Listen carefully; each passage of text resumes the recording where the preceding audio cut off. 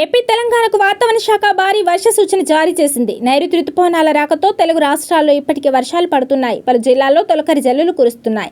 ఈ వర్షాలు ఇలాగే కొనసాగుతాయని హైదరాబాద్ వాతావరణ కేంద్రం స్పష్టం చేసింది.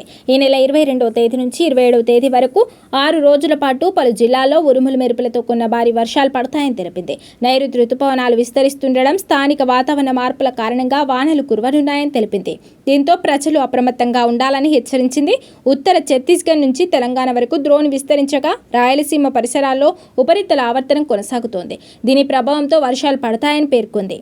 మంచిర్యాల, నిర్మల్, నిజామాబాద్, జగిత్యాల, రాజన్న సిరిసిల్ల, మహబూబాబాద్, నాగర్ కర్నూల్, మహబూబ్ నగర్, జోగులాంబ, గద్వాల జిల్లాల్లో భారీ వర్షాలు కురుస్తాయని హైదరాబాద్ వాతావరణ శాఖ అంచనా వేసింది. కొన్ని జిల్లాల్లో మాత్రమే భిన్నమైన వాతావరణం ఉంటుందని, ఎండ తీవ్రత ఉంటుందని తెలిపింది. ఆదిలాబాద్, కొమరంభీం, ఆసిఫాబాద్, మంచిర్యాల, కరీంనగర్, పెద్దపల్లి జిల్లాలో పలు చోట్ల తీవ్రమైన వడగాలులు వీస్తాయని ప్రజలు జాగ్రత్తగా ఉండాలని హెచ్చరించింది. 102 మండలాల్లో తీవ్రమైన వడగాల్పులు ఉండనుండగా 33 మండలాల్లో తీవ్రంగా ఉంటుందని స్పష్టం చేసింది. అటు ఆదివారం పలు జిల్లాల్లో వర్షాలు కురిశాయి. అత్యధికంగా నార్కెట్పల్లిలో 7.4 సెంటీమీటర్ల వర్షపాతం నమోదైంది.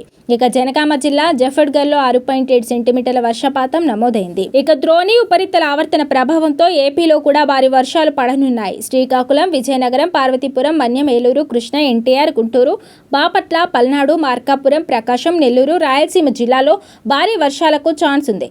ఇక ఈ జిల్లాలకు పిడుగుపాటు హెచ్చరికలు కూడా వాతావరణ శాఖ జారీ చేసింది.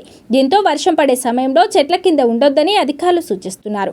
అలాగే విద్యుత్ స్తంభాలు, భారీ హోర్డింగ్స్ దగ్గర ఉండవద్దని హెచ్చరిస్తున్నారు. అటు తెలుగు రాష్ట్రాలను నైరుతి రుతుపవనాలు తాకగా ప్రస్తుతం నెమ్మదిగా విస్తరిస్తున్నాయి. దీంతో వానాకాలం సీజన్ మొదలైనట్లయింది. ఎండలు క్రమక్రమంగా తగ్గుముఖం పడుతూ ప్రజలకు ఊరట కల్పిస్తున్నాయి.